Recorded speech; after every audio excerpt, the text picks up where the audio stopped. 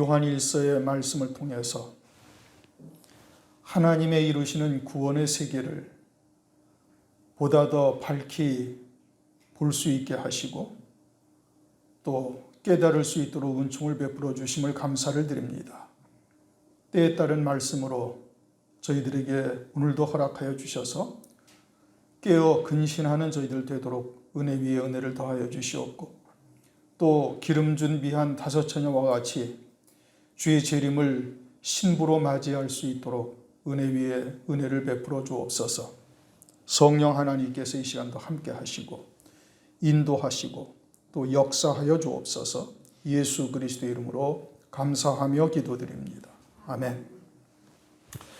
네, 오늘은 요한일서 2장 18절 말씀인데 시작이 또 뭐로 시작하고 있어요? 아이들아 이렇게 시작을 하죠. 아이들, 젖먹이, 말씀의 초보의 신앙에서 우리가 속히 벗어나야 될 것을 다시 한번 또 강조하시는 겁니다. 14절에도 아이들아, 14절의 아이들과 같은 의미로 말씀하고 있는 거예요. 지난 시간에 이제 그 12절의 자녀들, 여기서 자녀들이라는 것은 죄의 문제에 대해서 온전함에 이르지 못한 것들을 가지고 자녀, 청년, 아비의 신앙으로 구별하시는 것이고 14절부터는 이제 하늘에 속한 자로서 새 피조물로서 살고 있으되 아직 신앙이 어린 자들을 말하는 겁니다. 그리고 이제 이 18절에 또 아이들아, 이거는 14절과 같은 의미예요.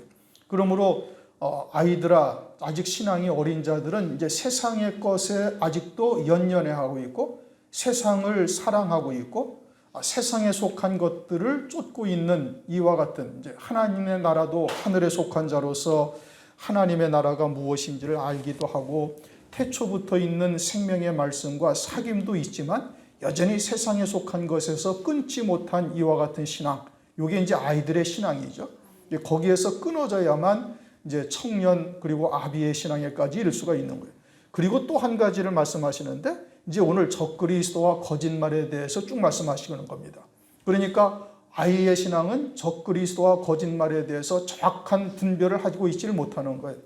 창세기 3장을 보면 하와가 마귀의 말을 듣고 미혹을 당해서 선악을 알게 하는 나무의 실과를 먹죠. 무엇 때문에 그러한가? 하나님의 말씀에 대한 정확한 지식을 갖고 있지 못한 거예요. 말씀이 아담에게로 임했으니 아담에게 묻고 아담과 함께 그 하나님의 말씀을 가지고 정확하게 깨닫고 있어야 될 터인데 그냥 대충 들은 말씀으로 살고 있다 보니까 마귀의 미혹의 말에 그 마음이 동하고 마귀의 말에 영향을 받아서 정령 죽으리라 했는데 하와가 죽을까 하노라 마귀의 영향을 받은 겁니다. 그러니까 하나님의 말씀에 대한 정확한 지식, 아주 구체적인 말씀에 근거한 믿음을 딱 갖고 있지를 못하면은 마귀의 미혹의 말에 그 마음이 흔들리고 이제 요동치고 그러다가 결국은 실족하게 되는 거예요. 아이들의 신앙, 젖먹이, 말씀의 초보, 환난 날에 그냥 그대로 넘어집니다. 그러므로 오늘날 우리가 이와 같은 신앙에서 속히 벗어나야 될 것을 계속 강조하고 있는 거예요. 오늘 말씀의 주제는 뭐냐? 적그리스도요 거짓말에 대해서 말씀하는 겁니다. 그러니까 적그리스도가 누구인지 또 적그리스도의 영이 무엇인지 그리고 또 그들이 말하는 그런 미혹의 영에 의한 거짓말이 무엇인지를 정확하게 분별할 수 있어야 되는 것이고 그러지 못하면 아직 어린아이의 신앙에서 아직 벗어나지 못한 것이고 결국은 마귀의 미혹의 말에 실족할 수도 있다. 이것을 우리에게 지금 교훈하시고 있는 겁니다. 18절 아이들아 새 생명으로 사는 자죠. 그러나 아직 어린아이의 신앙에서 벗어나지 못한 것을 말하고 있는 겁니다. 그러므로 세상에 속한 것에서 끊어내지 못한 세상과 세상에 있는 것들을 사랑하는 마음, 사귐이 있다, 적당하게 즐기고 있다. 이게 어린아이인 겁니다. 그건 직분과 상관이 없어요. 뭐 목사가 됐든 장로가 됐든 집사가 됐든 세상과 벗하고 있으면 그건 어린아이 신앙인 것이고 또 지금 말씀하시는 거짓말, 이제 오늘 18절부터 23절의 말씀은 이제 거짓말인 겁니다. 거짓말이라는 것은 진리에서 벗어난 모든 말이 다 거짓말이에요. 그래서 하나님의 그리스도의 영광의 광채가 우리에게 온전히 비치지 못하게 하는 역사, 그리고 우리를 세상으로 우리의 모든 그 초점을 세상과 육신에 속한 것으로 바꾸어 버리는 역사. 이제 나는 새 생명으로 사는 자인데 태초부터 있는 생명의 말씀과 사귐이 있다라는 것을 깨닫고 나의 참 자아가 무엇인지를 깨닫고 있는 거예요. 거듭난 자요 새 피조물이다 이겁니다. 그런데 자꾸 우리의 신앙의 초점을 세상과 또는 육에 속한 것으로 치우칠 수밖에 없도록 만들어가는 모든 말이 다 거짓말인 거예요. 이것이 무엇인지를 딱 분별할 수 있어야 되는 겁니다. 그것은 이성으로 판단이 되는가? 이성으로는 그걸 알 수가 없어요. 사람의 지혜나 세상의 이치로 알 수가 있는가? 알 수가 없죠. 세상은 마귀 그 자체니까.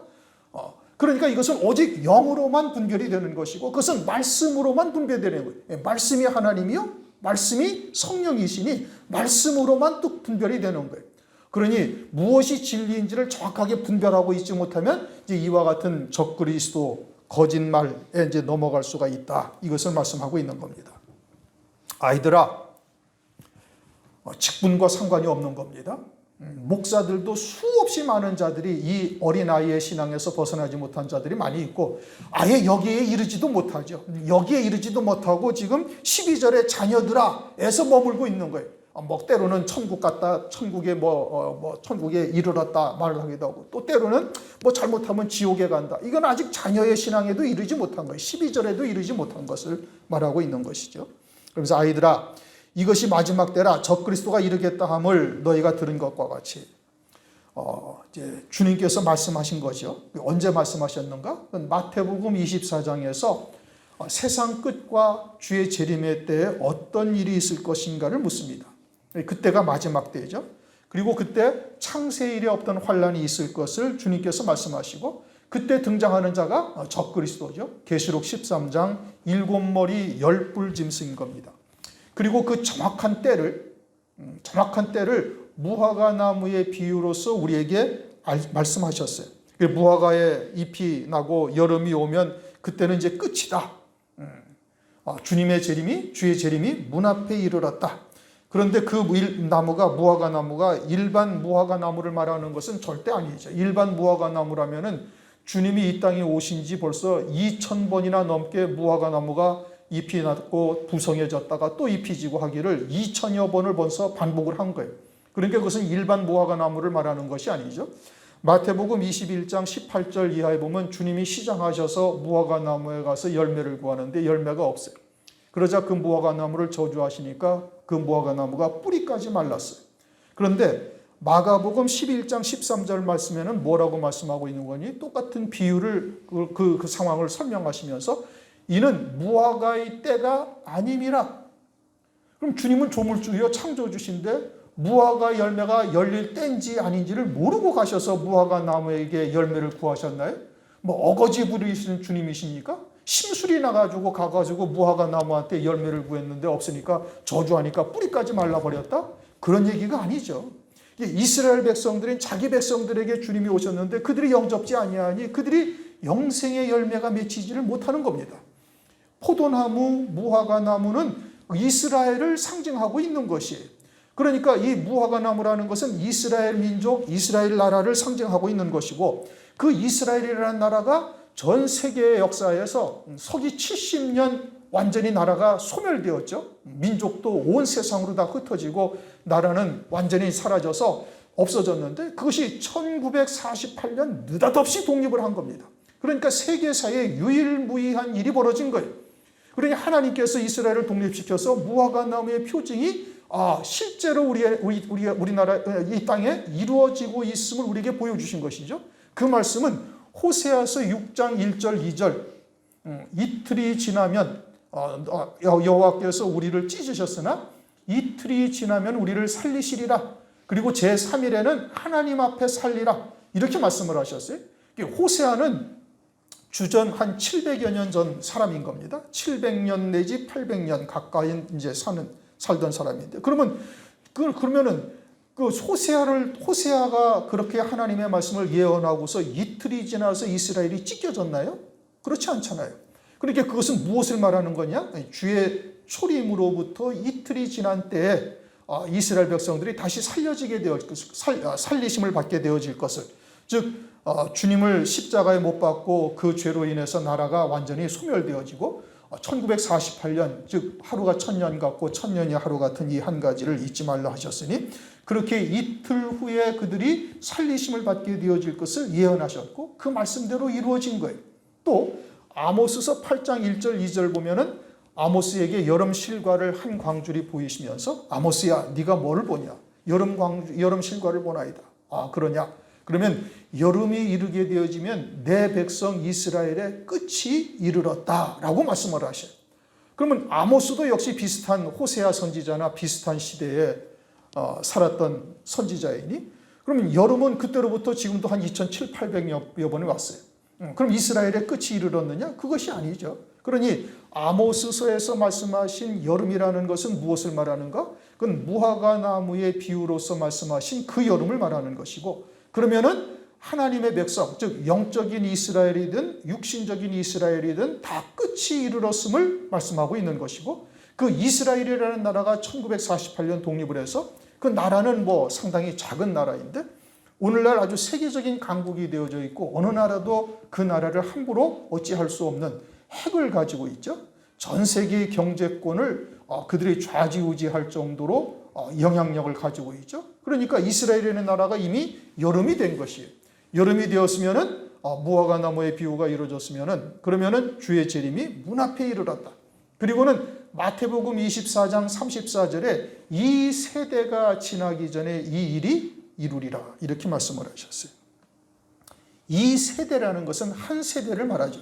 언제로부터? 1948년 이스라엘이 독립한 때로부터 한 세대를 말하는 겁니다. 그럼 그 한 세대라는 기간이 얼마냐? 그것은 창세기 15장에서는 400년을 네 대라고 말씀하시면서 그때는 100년이 한 세대를 말씀하셨어요. 그런데 이제는 에레미야나 이사야 시대가 와가지고는 그때는 70년을 한 세대라고 말씀하시고 시편 90편 10절을 보면 우리의 연수가 70이요 강건하면 80이라 해서 한 세대를 70년 내지 80년을 말씀하고 있죠. 그러면 1948년이고 이스라엘이 독립한 때가 금년이 2022년이니까 지금 몇 년이 지났어요? 74년이 지난 겁니다. 그래서 주의 재림의 때가 아주 심각한 때를 우리가 살고 있다. 그러니 그와 같은 것을 깨닫고 깨어있는 자는 이제는 여유 부릴 시간이 없다라는 것을 아는 겁니다. 이제는 하시라도 적그리스도가 등장할 수 있는 여건이 다 조성이 되어져 있는 것이죠. 지난번에도 말씀을 드렸던 것처럼 마태복음 24장이나 누가복음 21장을 보면 처처에 기근과 지진과 역병이 일어나는데 이때가 되어지면 그렇게 되어지면 재난의 시작이다 라고 마태복음 24장에 말씀하셨어요. 지진이 한 열흘 사이에 열 몇 번이 일어났는데 이제는 하도 지진이 빈발하다 보니까 이제 뉴스에 나오지도 않아요. 아주 큰 지진이 나서 많은 사람들이 이제 뭐 유명을 달리하게 되거나 이래야 이제 그것도 뉴스나 나오지 뭐 6점 얼마 정도가 지진이 일어나도 이제는 뉴스에 나오지도 않을 정도예요. 그런데 여러분 6.5 지진이 일어났다. 이거 어마어마한 지진인 겁니다. 이거 상당히 큰 지진인 거예요. 그런데도 이제 뉴스거리가 되지 못할 정도로 빈발하고 있어요. 기근 오래전부터 있었죠. 환란이 시작되면 두 증인이 이제는 하늘을 닫아 비 오지 않게 되어지니 이제 기근이 빈발하다가 아주 절정에 이르게 되어지는 것이고 이제 역병, 전염병입니다. 여러분 코로나19가 전 세계 200 몇십 국가에 다 퍼졌어요. 이게 전 세계 어느 나라든지 코로나19가 19가 들어가지 아니한 나라가 없을 정도가 되어졌는데 이거는 창세 이래 없던 전염병입니다. 그러면 심각하지요? 이와 같은 것을 보고 어떻게 하라는 거예요? 빨리 깨닫고 깨어있어 근신하라는 겁니다. 그리고 그때를 대비하여 신앙의 결단을 하라고 주님께서 우리에게 보여주시는 거예요. 누누이 강조하고 있는데 자꾸 더 강조하면 이제 극단적 이제 종말론자가 될까봐 제가 더 이상 말씀은 드리지 않지만 그러나 아주 심각한 때를 살고 있다는 것이 성경적으로 증명이 되고 있어요. 요한계시록의 말씀을 저희들에게 열어주셔서 이미 여러분들에게 지금 설교를 하고 있고 이미 했고 그러면 그것이 열려졌다는 것은 무엇을 의미하는 것이죠? 감추인 것이 열려졌다? 그럼 아모스 3장 7절 말씀처럼 내 종들에게 알리지 아니하고서는 행하심이 없다. 그러면 알려주셨다라는 것은 뭘 말하는 거예요? 이제 행하실 때가 되었다 이 뜻이죠. 저는 제 생애에 그때가 오리라고 확신하고 있습니다. 그리고 그때를 대비해서 지금 살아가고 있는 것이고 그때를 위해서 말씀을 증거하고 있는 거예요. 여러분들은 제 생애가 얼마나 남았다고 생각을 하세요? 한 50년쯤 남았습니까? 아니요. 한 30년쯤 살아갈 수 있을까요? 아닙니다. 그러면 얼마나 심각한가를 우리가 잘 유념해야 되는 겁니다. 적그리스도는 반드시 등장할 것이고 그 재난의 시작은 여러 가지로 우리에게 이미 그 징조를 보여주었으니 깨어있는 자는 깨닫고 경성하여 그때를 대비할 것이고 지혜롭지 못한 자는 더디 오리라. 악한 종들이 그런다고 그러죠. 더디 오리라. 또는 베드로후서 3장처럼 창세일에 세상이 창조된 것으로부터 조금도 바뀌지 아니하였다. 그리고 그때로부터 주님은 재림하신다고 초림하셨을 때부터 계속 얘기했어요. 2000년 전에도 재림하신다고 사도들이 이야기를 했으니 그때로부터 지금까지도 그대로 있지 아니한가? 그렇게 생각한다면 이제 결국은 망하는 길로 들어서게 되어지는 겁니다. 이제는 그렇게 여유 부릴 만한 시간적인 기간이 별로 없다. 우리가 아주 유념해야 될 겁니다. 그러면서 아이들아, 이제 그 때가 이르렀음을 말씀을 하시고, 그리고서는 하시는 말씀이 지금도 이제 적그리스도가 일어났음을, 마지막 때라 적그리스도가 이르겠다. 이 앞에 있는 적그리스도는 일곱 머리 열뿔 짐승 계시록 13장에 말씀하시는 단 한 명의 적그리스도를 말하는 겁니다. 그런데 너희가 들은 것과 같이 지금도 많은 적그리스도가 일어났다. 이러므로 우리가 마지막 때인 줄 안다. 많은 적그리스도가 일어났다. 이 많은 적그리스도가 일어났다라는 것은 지금도 그와 같은 적그리스도의 영이 일을 하고 있어서 장차 적그리스도, 즉 일곱 머리 열뿔 짐승이 등장했을 때 그를 그리스도처럼 경배하게 하는 미혹의 역사를 하는 자들을 말하는 겁니다. 앞에 적그리스도는 이제 진짜 등장할 한 명의 적그리스도, 다니엘서 7장에서 말씀하시는 작은 뿔을 말하는 것이고, 또 요한계시록 13장에서 등장하는 일곱 머리 열뿔 짐승을 말하는 것이고, 많은 적그리스도가 일어났다라는 것은 그것은 그러한 일곱 머리 열뿔 짐승이 등장하게 되어지면은 그를 그리스도처럼 경배하게 하는 미혹의 영에 속한 자들을 말하는 겁니다. 오늘날도 그러한 많은 적그리스도가 일어났죠. 그래서 어떤 적그리스도의 영에 속한 자는 인본주의적 말씀을 가지고 이제 오늘날 미혹하고 있고, 어떤 적그리스도의 영은 은사, 표적 이런 것으로 가지고 미혹하고 있고, 환상, 꿈 이런 것을 가지고 미혹하고 있고, 어떤 적그리스도의 영은 세속적인 것을 쫓아 세상을 사랑하게 하는 자로 이제 속하여서 미혹하고 있는 것이죠. 그렇게 여러 모양으로 생명의 빛인 하나님의 빛을 비추임받지 못하게 하는 역사를 하는 겁니다. 진리를 가까이 하지 못하게 하죠. 또는 진리를 떠나게 하죠. 그리고 세상을 사랑하는 자로 전락하게 만들어가고 있는 겁니다. 고린도후서 4장 4절, 그 중에 이 세상 신이 믿지 않은 자들의 마음을 혼미케 하여 그리스도의 영광의 복음의 광채가 비치지 못하게 함이니 그리스도는 하나님의 형상이니라. 세상 신, 즉 귀신의 역사로서 하나님의 영광의 복음의 광채가 비치지 못하게 하는 거예요. 그러므로 오늘날 우리가 더욱더 하나님의 말씀을 통해서 깨어있어 근신하며, 그리고는 이 마지막 때를 대비한 자 되어야 될 것입니다. 19절, 저희가 우리에게서 나갔으니 이제 완전히 예수를 믿지 아니하는 자로 나갔다, 이런 의미는 절대 아닌 겁니다. 거짓 선지자, 마태복음 7장 15절에 거짓 선지자는 양의 탈을 쓰고 우리에게 다가오고 있죠. 양의 옷을 입고 우리에게 다가오는 거예요. 그러니까 어찌 보면 더 거룩한 자처럼, 더 성결한 자처럼 행동하면서 우리에게 다가오고 있는 겁니다. 가짜 참기름이 진짜 참기름이라고 합니다. 그래요, 안 그래요? 그렇게 하잖아요. 자기가 가짜라는 것을 절대 드러내지 않으려고 온갖 방법을 다 하는 거예요. 거짓 종들이 더 사랑스럽게 하고, 육신적으로 또는 세상적으로 더 자유롭고 아주 참 모든 것을 용납할 만한 인격을 가진 자로서 등장을 하는 겁니다. 장차 짐승과 거짓 선지자가 등장하면 반드시 그와 같은 모습으로 보여주는 거예요. 참 종들은 때로 뭐 혈기가 나면 혈기도 부리기도 하고 뭐 이와 같이 인간적인 모습들이 보이는 거예요. 그러나 본인은 그런 거에 대해서 저거 하질 않는 거예요. 왜? 자기가 참이라는 참 말씀, 진리가 무엇인지를 하나님께서 성령으로 깨닫게 하셨으니 굳이 가식적인 행동을 할 필요가 없어요.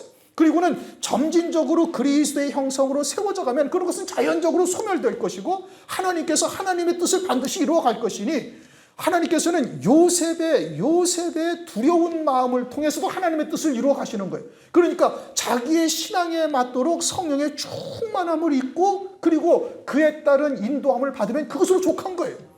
굳이 가식적으로 막 위선적으로 행동할 필요가 하나도 없다 이겁니다. 그런데 가짜는 어떻게 아주 위선적이요 가식적이요 포장되어져 있어요. 뭐 절대 화를 안 냅니다. 난 목사들 중에 그런 사람도 봤어요. 아무리 옆에서 찔러도 화를 안 내요. 참 희한한 사람이에요. 그러면 그 사람이 진리가 있느냐? 그 사람이 정말 하나님의 인격, 성령의 말씀을 쫓아서 그리스도의 인격으로 변화된 사람이 아니에요. 아주 교묘하게 교활해서 아주 막 노예 안에서 온갖 모략질을 합니다. 모사처럼 행동을 합니다. 참 신기한 사람이에요. 그러고도 목사예요. 그러고도 주의 종이라고 떳떳하게 교회라는 이름을 걸고 목사로서 행동을 하고 있어요. 이게 가짜는 절대 드러나게 행동을 하지를 않는 겁니다. 그러니까 우리에서 나갔다? 그러면 세상에 나가서 세상은 미혹할 필요조차 없는 거예요. 우리에게서 나갔다는 것은 진리에서 완전히 떨어졌고 회칠한 무덤이요 화인 맞은 자요 완전히 사람의 계명으로 전락한 자다. 마귀의 종으로 전락하였다. 이런 의미인 겁니다. 그래서 우리에게 속하지 아니하였다? 하늘에 속한 자가 아닌 거예요. 우리는 태초부터 있는 생명의 말씀을 쫓아서 그 부단히 자신의 부족함을 하나님 앞에 고하고 하나님의 은혜를 구하면서 어찌하든지 주님의 말씀을 쫓아 달려가려고 부단히 자기를 더 복종시켜 나간다는 말씀이죠. 그것이 새 피조물을 낸 자들의 본성이에요. 그렇게 함으로써 그 신앙이 자라나가는 거예요. 그러니까 자신이 부족한 것을 말씀을 통해서 깨닫고 부단히 자기를 저 복종시켜 나가고 있어요. 이것이 열매를 맺어 자라가는 자의 징표인 겁니다. 그런데 그들은 자신들은 다 됐다고 생각을 하고 있는 거거든요. 인품이 됐다 이겁니다. 우리가 인품을 닦고 여기 앉아 있습니까? 그러려면 여기 앉아 있을 필요가 없어요. 그냥 사서오경 읽는 게 빠릅니다. 논어맹자 찾는 게 훨씬 더 빠릅니다. 그것이 훨씬 더 현실적이에요. 우리는 속사람이 그리스도의 형상으로 세워져 감을 입기를 소망하고 있는 것이지 겉사람의 인격을 다듬고 온유한 자가 되고 겉사람이 온유한 자가 되고 겉사람이 부드러운 자가 되고 이걸 쫓는 것은 절대 아니다 이겁니다. 그런데 그들은 무엇을 쫓아요? 바로 그런 것을 쫓고 있는 거예요. 그러니까 우리에게 속하지 아니하였다? 만일 우리와 함께 속하였다면 우리와 함께 거하였으리라. 그와 같은 믿음의 삶을 살 것인데 그들은 그렇지가 아니하다 이겁니다. 그리고서는 세상을 사랑하는 쪽으로 자꾸 넘어가는 거예요. 이 세상과 세상은 사랑하지 말라. 아버지의 사랑은 거기에 있지 않다. 분명히 말씀하고 있는데 그런데 점진적으로 세상에 속하고 육신에 속한 자로 바꾸어져 가는 겁니다. 무엇으로? 하나님의 말씀을 혼잡하게 해가지고 그러는 겁니다. 빌립보서 3장 18절 보면 여러 사람들이 그리스도 십자가의 원수로 행하는데 그들은 땅의 일을 생각하는 자다. 이렇게 말씀하셔요. 그러니까 세상을 사랑하거나 세상에 있는 것들을 사랑하는 자는 땅에 속한 자요, 육체에 속한 자요. 그들은 그리스도 십자가의 원수로 행하는 자들인 겁니다. 그런데 하나님의 말씀을 교묘하게 농락하고 미혹해서 그러한 것을 쫓는 것도 하나님의 일이라고 말하면서 증거하고 있는 자들인 것이죠. 인본적인 것, 세속적인 것을 동시에 추구하는 겁니다. 철학, 윤리, 도덕적인 말로 하나님의 말씀을 변질시키죠. 그것이 혼잡한 겁니다. 하늘과 땅의 것을 뒤섞어버린 거예요. 그게 혼잡하게 하였다. 고린도후서 2장 17절 그렇게 말씀을 하고 있죠. 그래서 썩어질 것에 초점을 맞추게 하는 거예요. 그렇게 되어지면 우리는 육체를 입고 있는 존재예요. 아직 그리스도의 형상으로 온전히 세움받지 못한 아비의 신앙에 이르지 못한 자들은 점진적으로 육에 속한 쪽으로 한 걸음씩 한 걸음씩 다가가게 되고 결과적으로는 화인 맞은 자, 회칠한 무덤으로 전락하게 되어지는 겁니다. 그래서 저희가 나간 것은 다 우리에게 속하지 아니함을 나타내려 함이니라. 어둠에 속한 자요 빛에 속한 자가 아니죠. 그렇게 나간 것에 대한 결정적인 증거는 환난 날에 짐승표로 나타나는 겁니다. 짐승표를 받는 자들은 이제 전부 다 그리스도처럼 적그리스도를 경배하다가 후 3년 반 하나님의 진노의 대접을 받게 되죠. 20절 읽어보십시다. 한번 다시 한번 읽어보십시다. 20절 너희는 거룩하신 자에게서 기름 부음을 받고 모든 것을 아느니라. 은사를 쫓는 자들이 캐나다에서 우리나라에 한 80년대쯤 그런 은사자들이 들어와 가지고 막 여러 가지의 일들을 벌였어요. 뭐 뒤로 자빠지기도 하고 넘어지기도 하고 막 깔깔거리고 웃기도 하고, 또는 뭐 네 입을 넓게 열라 내가 채우리라, 이제 시편 말씀과 요한일서 2장 20절 너희는 거룩하신 자에게서 기름 부음을 받고 모든 것을 아느니라. 그러니까 입을 넓게 열면 하나님께서 모든 것을 다 주십니다. 성령이 우리 안에 있으면 모든 것을 안다라고 말씀하셨으니 이제는 설교 준비할 필요도 없어요. 그럼 목사들이 한 1000여 명씩 모였습니다. 그런 자리에 여러분 이제 설교 준비할 필요도 없습니다. 말씀이 지금 그렇게 말씀해요. 거룩하신 자에게서 기름 부음을 받고 모든 것을 안다. 기도 준비할 것도 없고요, 설교 준비도 할 거 없고요, 그냥 강대상에 딱 쓰면 모든 것을 하나님의 깊은 것까지 통달하시는 성령께서 그대로 다 증거하게 하시니 그때그때 주시는 말씀을 그냥 증거하면 됩니다. 그래 놓고는 증거하는 말이라고는 참 기가 막힌 말들만, 하나님의 말씀이라고 볼 수 없는 말씀들만 하나님의 말씀이라고 전하고 앉아 있는 거예요. 이게 초등학생에 가서 들어도 웃을 일들 갖다가 이야기들을 전가하고 있는 겁니다. 참 기가 막힌 일들이 벌어진 거예요. 그게 우리나라의 교계의 현실이에요. 우리나라 신앙의 위치가 거기까지밖에도 못 가고 있는 거예요. 그것이 무엇인지도 분별 못하고 있는 거예요. 지금 이 말씀이 앞뒤에 뭘 말씀하고 있어요? 적그리스도, 거짓말. 그 뒤에는 또 뭐라고 말씀하시는지 보시겠습니까? 21절 내가 너희에게 쓴 것은 너희가 진리를 알지 못함이라. 그러니까 진리에 대해서 말하는 거예요. 진리와 거짓말, 성령, 진리의 성령과 거짓 적그리스도의 영에 대해서 아이들아 너희들은 분별하지 못하지만 그것을 정확하게 분별할 수 있어야 된다라는 것을 책망하시고 권면하시는 말씀이에요. 그러면은 20절 너희가 거룩하신 자에게서 기름 부음을 받고 모든 것을 안다. 뭘 아는 거예요? 진리의 성령이 우리 안에 계시니 참이 무엇인지를 너희들이 오직 성령을 의지하여 하나님의 말씀을 보면 알 수가 있다. 적그리스도가 누군지 거짓말하는 자가 누군지를 분별할 수 있다. 이걸 말씀하고 있는 것이지, 요 한 절만 딱 떼가지고 너희는 거룩하신 자에게서 기름을 부음을 받고 모든 것을 아느니라. 그럼 성경 볼 필요도 없어. 딱 보면 모든 것을 안다 이거예요. 그냥 한 번만 읽어. 창세기로부터 요한계시록까지. 성경이 어떤 말씀이 있는지는 대충 기억해야 되니까 그냥 한 번만 딱 읽고, 2달이면 다 읽죠? 한 2-3시간씩 해서. 그럼 한 번만 딱 읽고 이제는 모든 것을 안다. 그러고서는 이제 뭐 설교 준비할 필요도 없다. 그러고서는 주일날, 토요일날 자전거 타고 2시간씩 왔다 갔다 한다는 거예요. 이 참 기가 막힌 목사들이죠. 그러면은 마태복음 28장에 가면 주님께서 제자들에게 너희는 내가 너희에게 본부한 것을 가르쳐 지키게 하라. 한번 보시겠습니까? 마태복음 28장 20절 내가 너희에게 본부한 모든 것을 가르쳐 지키게. 어떻게 하라고요? 가르치라고요. 왜요? 가르치지 않으면 깨닫지를 못하는 거예요. 하나님의 지혜의 은사를 받은 종들을 통해서 하나님의 말씀의 본질이 무엇인지. 왜냐? 이 말씀은 세상에 있는 것들을 가지고 하나님의 나라를 설명하는 거예요. 영생을 알지 못하죠. 어떻게 영생을 알아요? 육체를 입은 우리들이, 원죄 있는 육체를 입은 우리들이. 그러니까 하나님의 지혜의 은사를 받은 종들로 이 말씀을 통해서 하나님 나라에 무엇을 말씀하시는지 너희들은 이제 가르치라 이거예요. 가르치면 성령이 내주하시더니, 그들도 성령이 내주하시더니 성령으로 증거하는 말씀을 성령, 내주하시는 성령께서 깨닫게 하시고 가르치시고 믿음으로 받게 하시는 거예요. 사람의 지혜로 가르칠 필요가 없다 이거예요. 아무도. 27절을 한번 다시 보십시다. 요한일서 2장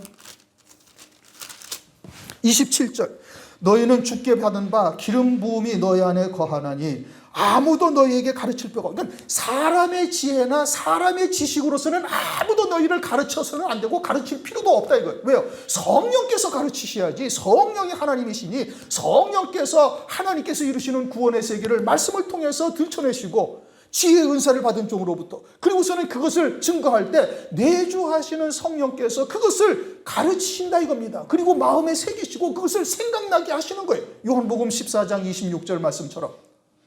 그걸 말씀하는 것이지, 이게 지금 성령으로 기름 부음 받았으니 너희들은 아무것도 필요 없고 모든 것을 다 안다, 그런 뜻인지 아니라는 말씀이에요. 앞뒤 문맥을 봐야죠. 앞뒤 문맥이 지금 뭘 말씀하고 있어요? 적그리스도, 거짓성을 하라는 자, 진리, 이것이 무엇인지를 너희들은 알 수가 있다 이거예요. 여러분들도 예수를 그리스도로 진솔한 마음으로 딱 고백하면은 성령이 내주하셔서 그리스도인이라는 것은 내가 어떻게 살아야 된다는 것은 압니다. 정확하게 깨닫지는 못해도 그것은 날선검보다 예리한 하나님의 말씀을 통해서 깨우쳐 가야 되는 거예요. 상황을 따라서 알게 하신단 말씀입니다. 그러나 자기가 나사렛 예수가 그리스도요, 내 죄로 인하여 십자가 위에서 피 흘려 죽으신 나의 구세주가 된다라는 것을 고백하는 자가 되어지면 그것을 어렴풋이 깨닫는다고 하니까요. 그러면 진리의 말씀을 쫓아 성령으로 이제 알게 하시는 거예요. 교회를 통해서, 말씀을 통해서 깨닫고, 그래서 진리가 무엇인지, 아버지가 누구신지, 구원이 무엇인지를 깨달아 간단 말씀이에요. 그렇게 기름 부음을 받고 안다, 이런 의미인 겁니다. 무슨 얘기인지 충분히 이해가 되셨어요? 그러니까 말씀 한 절만 딱 떼가지고 딱 붙여놓고 그것만 가지고 얘기하면 그거는 목사가 하나님 자리에 있는 겁니다. 제가 누누이 말씀드리는데, 제목 설교를 하는 자들은 제목 설교, 그저 오늘 말씀처럼 18절부터 23절까지 읽고 그냥 딱 한 소절, 한 단어 또는 단어 두세 개 이런 것을 가지고 설교를 하는 것은, 그것은 하나님의 말씀에, 이제 예를 들어서 마태복음, 성령, 창세기로부터 요한계시록까지 전체를 다 파악하고 있으면 괜찮아요.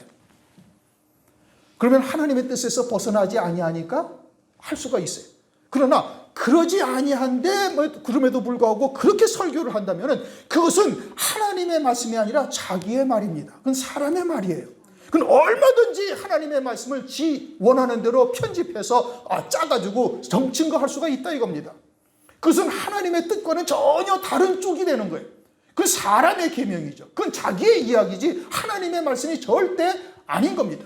그러니까 앞뒤의 말씀을 보면은 모든 것을 안다는 이 의미는 하늘에서 이루시는 구원의 세계를 다 안다는 뜻이 아니라, 성령을 받은 자는 어린아이로부터 장년에 이르기까지 진리가 무엇인지를 성령을 통해서 아는 거예요. 참된 교회, 진리의 말씀이 있는 교회를 통해서 가르침을 받고 있다면 다 안다, 이런 뜻인 겁니다. 이걸 달리 해석하면 안 되는 거예요. 그러면 그건 마귀죠. 그건 하나님의 종이 아닙니다. 그건 사람이 지혜로 가르치는 것이고, 그것은 마귀의 자식이요, 그건 하나님의 백성들을 아주 그냥 음부로 내려보는 이 아주 어마어마한 죄를 짓는 자들이 되어지는 겁니다. 그런데 이제 문제는 뭐냐? 너희는 거룩하신 자에게서, 거룩하신 자는 누구죠? 그리스도. 기름 부음을 받고 모든 것을 안다. 기름 부음을 받았다? 성령이죠. 그런데 왜? 그럼 그리스도를 믿음으로 성령을 받아서 모든 것을 안다, 이렇게 말씀을 하시면 더 쉬울 텐데, 그렇게 말씀을 하지 아니하시고 거룩하신 자에게서 기름 부음을 받고 모든 것을 안다, 왜 이렇게 말씀을 하셨을까? 이게 이제 문제인 겁니다. 거룩하신 자는 그리스도요, 그리스도라는 이름은 기름 부음을 받았다, 이 뜻입니다. 그러면 구약에서 기름 부음을 받는 자가 누구예요? 대제사장이 기름 부음을 받고, 기름 부음 받아서 비로소 그때서부터 대제사장의 일을 하는 겁니다. 제사장이 기름 부음을 받죠. 왕이 기름 부음을 받습니다. 그리고서는 선지자는 따로 특별히 기름 부음을 받지는 않았지만 약대 토롯과 같은 하나님으로부터 부름받은 자라는 확실한 표징이 있어요. 그리고 주님이 이 땅에 오셔서 하신 사역이 제사장으로서의 일을 하셨고, 그 다음에 왕으로서의 일을 하셨고, 선지자로서의 이 땅에서 일을 하신 겁니다. 그래서 세례 요한에게 물 세례를 받을 때 하나님의 성령이 비둘기처럼 임하셨어요. 그리고 사도행전 10장 28절, 하나님 아버지께서 그리스도에게, 나사렛 예수에게 성령을 기름 붓듯 부었다, 그렇게 말씀을 하셔요. 그래서 기름 붓듯 부어서 그때로부터 착한 일을 하셨다. 선한 일을 하셨다. 아버지의 뜻을 쫓아 아버지의 뜻을 이루어 가셨다라는 뜻인 겁니다. 그럼 기름 부음을 받은 그리스도께서 기름 부음을 받으시고 제사장으로서 왕으로서 선지자의 사역을 쭉 다 하신 거예요. 그러면 우리들에게도 그 기름 부음 받으신 그리스도께서 우리에게 기름을 부어 주셨으니 우리도 뭐가 될 수 있어요? 제사장이 될 수가 있어요. 그래서 베드로전서 2장 9절 보면 너희들은 왕 같은 제사장이다. 그럼 제사장이 하는 일이 뭐예요? 제사 드리는 일을 하는 거예요. 이스라엘 백성들이 자기의 죄가 있으면 생각나서 제사장에게 와서 제물을 드리면 제사장이 그 제물을 들여서 제사를 드려서 하나님 앞에 연락되게 하는 겁니다. 그러니까 이스라엘 백성들은 아무나 성전에 들어갈 수가 없고 자기가 죄가 생각났다고 자기가 제사를 드릴 수가 있어요? 없어요? 없어요. 그건 제사장만의 고유 권한인 거예요. 그런데 이제는 예수 그리스도께서 화목제물이 되셔가지고는 이제는 누구나 다 제사장이 된 거예요. 그래서 여러분들이 하나님 앞에 나와서 예배를 드리잖아요, 지금.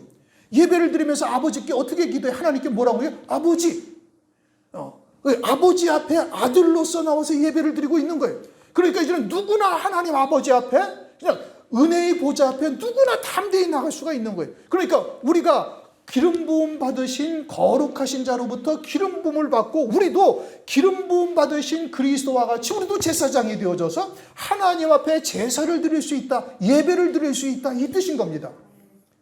그러면 그리스도는 제사장으로서의 일만 하신 것이 아니라 뭘로 일했다고요? 선지자로서도 일을 하셨고 왕으로서도 일을 하셨으니 그러면 기름 부음 받은 우리들이 제사장으로서 하나님 앞에 나와서 하나님을 아버지라 부르며 당당하게 예배를 드릴 수가 있고 그리스도로 말미암아 이제 더 나아가서 뭘 할 수가 있다고요? 선지자 그리고 왕에게까지 이를 수 있는 자가 될 수도 있다라는 것을 우리에게 보여주시는 거예요.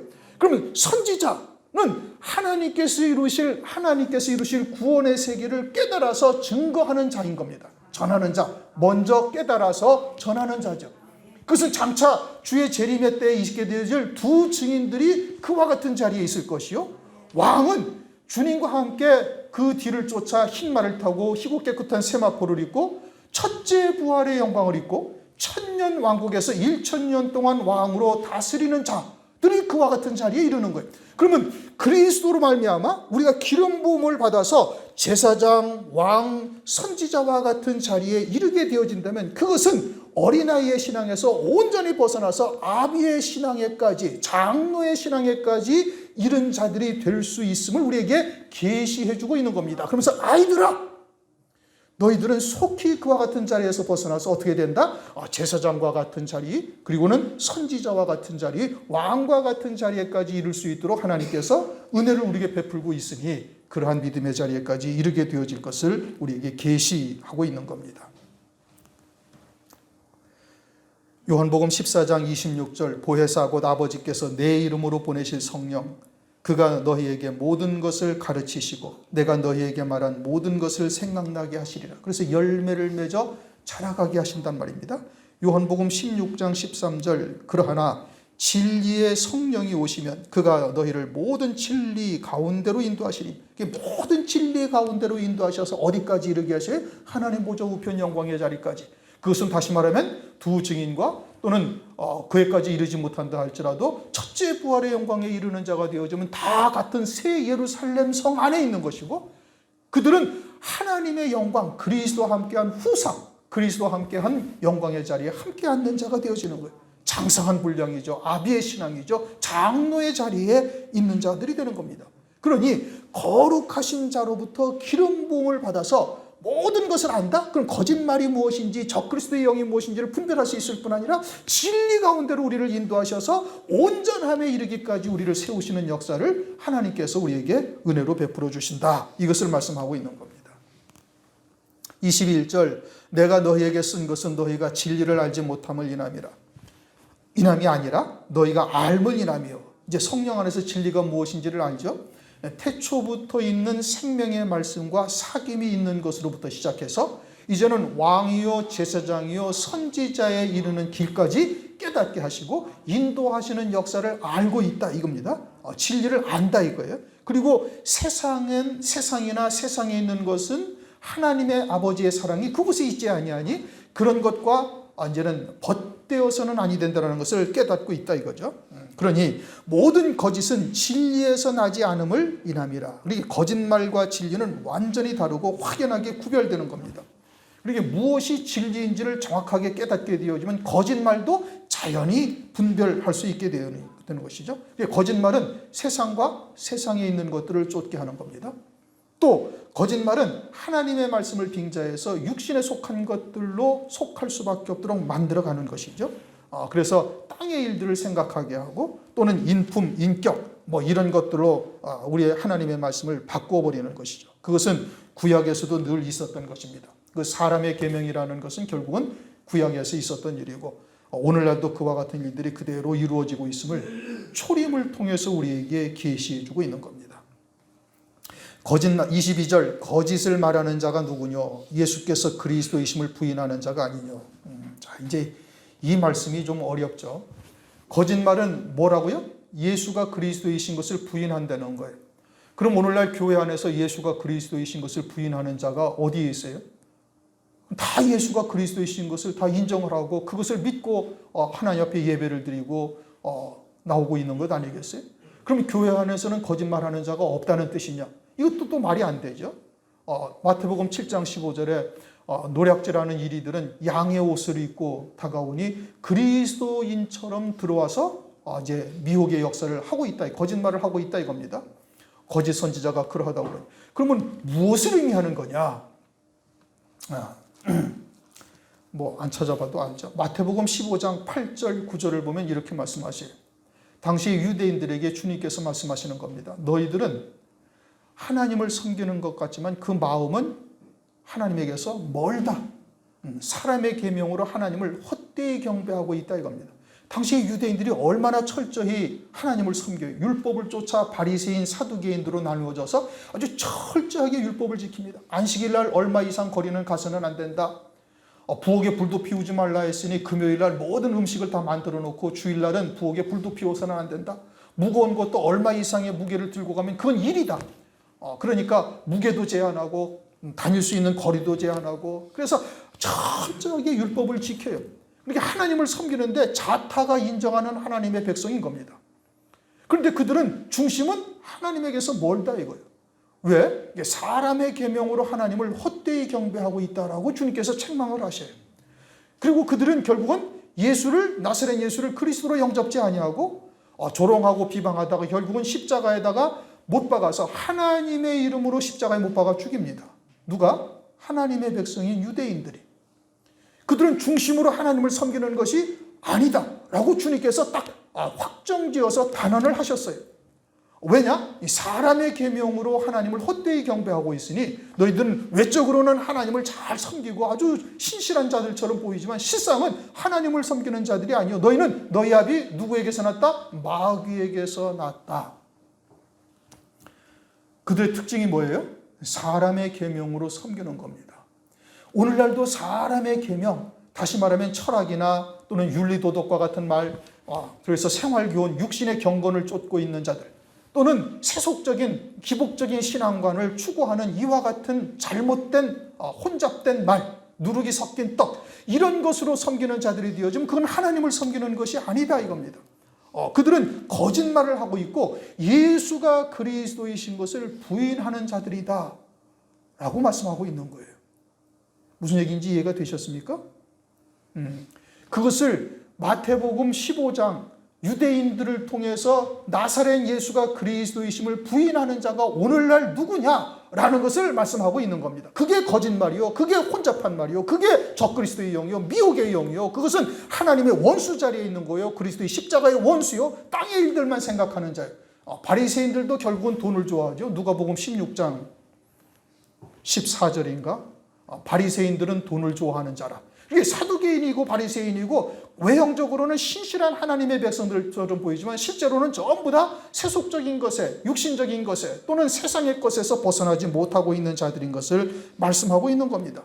그러니 오늘날 예수를 그리스도라는 것을 부인하는 자가 누구냐? 그런 사람의 계명으로 살고 있는 자들은 예수가 그리스도이신 것을 부인하는 자들이다 라고 지금 말씀하고 있는 거예요.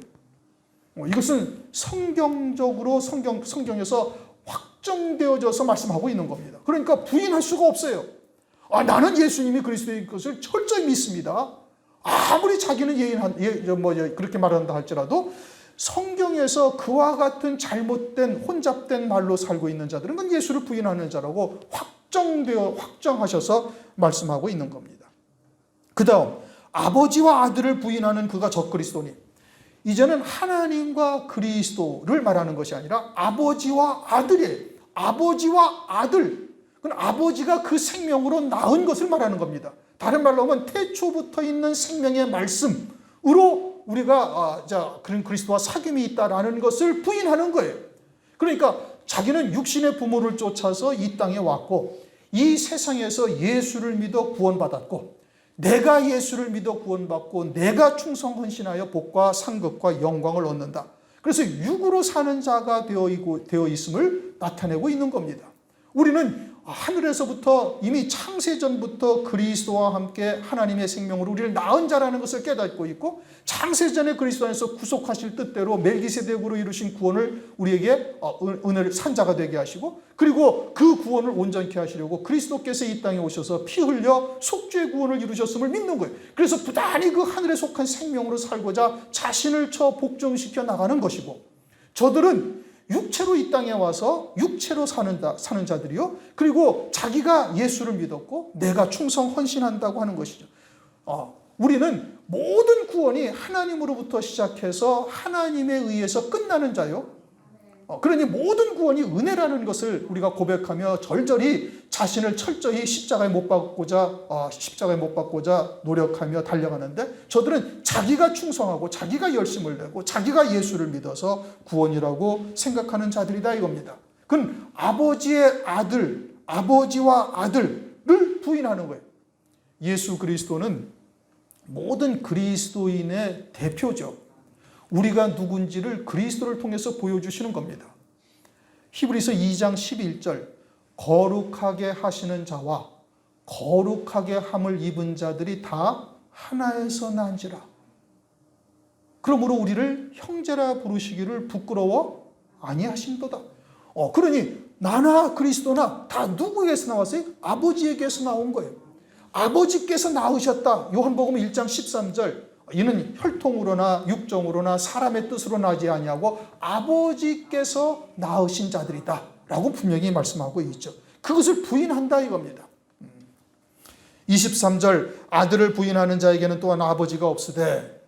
자, 아들을 부인하는 자, 물론 그리스도를 부인하는 자는 아버지가 없다 이거죠. 그러나 이 말씀의 구체적인 뜻은 뭐예요? 아버지로부터 나으신 생명이 아니라고 얘기하는 자들은 그건 하나님의 나의 아버지가 되는 것을 부인하는 자예요.